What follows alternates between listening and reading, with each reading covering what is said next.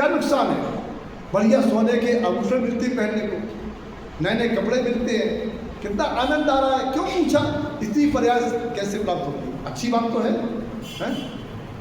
होशंगाबाद की बहन कह रही स्त्री पर्याय अच्छी नहीं। आप बताओ, स्त्री पर्याय अच्छी तो है पुरुष से, ना दुकान जाना है, ना पैसा कमाना है, ना कोई टेंशन है, जितने खा गए बाकी सब खाने को मिलता है, पहनने को मिल रहा है, आनंद में रहना है। स्त्री पर्याय में परेशानी क्या है? स्त्री पर्याय में नुकसान है कुछ? क्या नुकसान? बहन कह रही है स्त्री पर्याय में सबसे बड़ा नुकसान है कि मुनि नहीं बन सकता और मोक्ष नहीं जा सकता, और कोई नुकसान नहीं।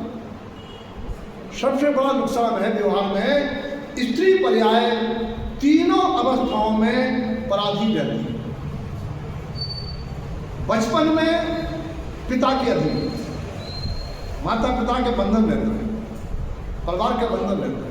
जवानी में पति का बंधन रहता है। अब वो जमाने चले गए, अब तो पति पे हावी है। पति पर तनी रहे तो पत्नी, पति पर तनी रहे तो पत्नी।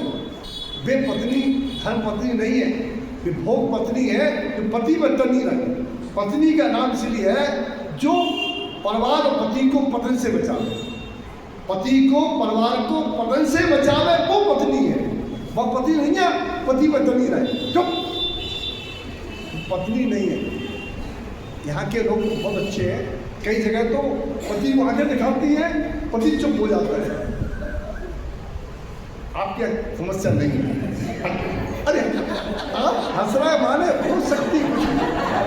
देखो भाई, हंस करके अपनी पोल नहीं खोला करो, हंस करके अपनी पोल नहीं खोला करो, हम समझेंगे क्या समस्या आपके पास हुई।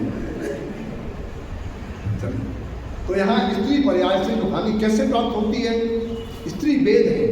अब क्या कर्म सिद्धांत नहीं हो पा रहा, अगली बार आपको सारी बातें, क्योंकि जीव की जो भी अवस्था विशेष है उसमें रोल है कर्म, न भगवान का है न किसी का, कर्म का रोल है।